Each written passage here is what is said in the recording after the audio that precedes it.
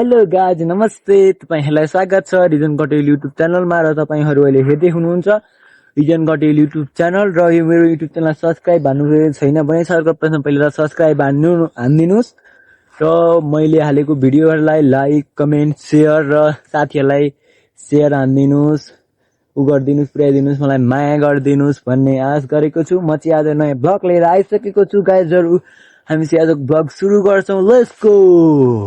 आज चाहिँ बाख्रा बस्तु लिएर चराउनतिर यो खेततिर चराउन लिएर आइसकेका छौँ गाइजहरु। यतिखेर चाहिँ अब धान सान सबै काटेर चाहिँ खेत एकदम रूपले सबै बाँधो हुन्छ यताउति चाहिँ, त्यही भएर चाहिँ हामी यहाँ चाहिँ बस्तु बाख्रा चराउनको लागि हामी आइसकेका छौँ। मेरा बस्तु बाख्राहरू चाहिँ ऊ तल छन्, देख्न सक्नुहुन्छ गाइजहरु, तल छन्। म चाहिँ अहिले यहाँ मास्तिर छु।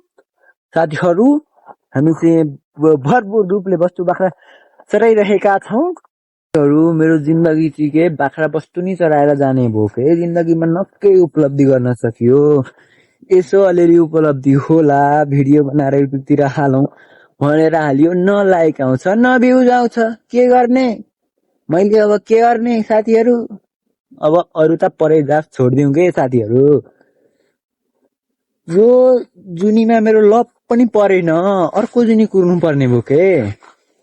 यति ह्यान्डसम छु, यति राम्रो छु र पनि कोही केटीले आँखा लाउँदैनन् यहाँ।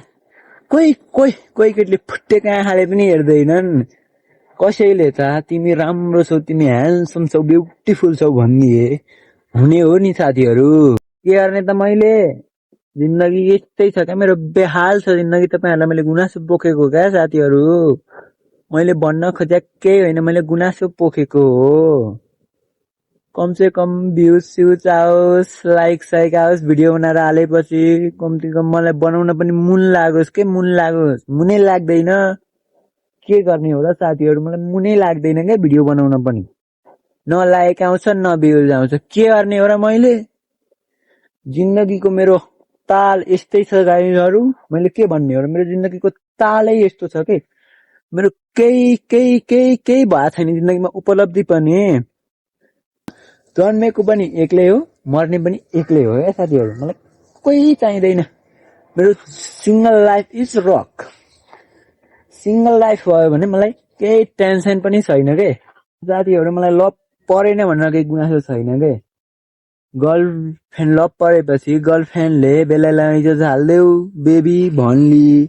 मसँग फुटिया कौडी छैन, मैले कहाँबाट ल्याउने, मलाई त टेन्सन पनि लिनु छैन क्या। नै नहुने भयो क्या साथीहरु। तर बिहे भएन नभयो भने मलाई टेन्सन पनि छैन क्या।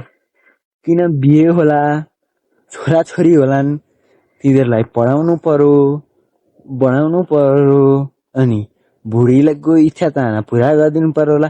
त म सक्दिन साथीहरु, त्यो मसँग क्षमतै छैन त किन गर्ने। जिन्दगीमा उपलब्धि नै केही नहुने भयो त। अहिलेका दिनसम्म केही उपलब्धि नै भएन भने अबका दिनमा केही उपलब्धि भएछ भने भएछ, नभए मेरो उपलब्धि नहुने भयो साथीहरु। टेन्सनको टेन्सन छ क्या साथीहरु, टेन्सन छ क्या एकदम सँगले। यो जिन्दगी यति बेहाल भइसक्यो मेरो, न केही उपलब्धि गर्न सकियो न केही भयो। अबका दिनमा भयो भने म परको कुरामा जान्दिन। आजसम्म चाहिँ साथीहरु मेरो केही उपलब्धि भएको छैन क्या। यही बस्तु बाख्रा चराउने बस्ने, यही हो क्या मेरो उपलब्धि, अरु केही भएकै छैन। त्यही बुझेर होला क्या म यो चारतिर मन डुलाउँदिन के, डुलाउँदिन। मलाई थाहा छ चारतिर म मन डुलाइराख्दिन। म लभ सबको चक्करतिर फस्दिन पनि के। फस्न त हुन्थ्यो, कोही केटीले हेर्दैन त के गर्ने। यो मेरो सबै पीडाहरू बुझेर होला क्या कोही केटीहरूले हेर, यसले चाहिँ हामीलाई टाइम दिन सक्दैन, उ गर्छ के गर्छ भनेर चाहिँ होला के। त्यही भनेर होला, रिचार्ज हाल्न सक्दैन भनेर हो के। त्यही भएर केटीहरूले फुटेको आँखाले नहेरेको। साथीहरु मेरो चाहिँ यो छोटो मिठो भ्लग यही समापन हुन्छ।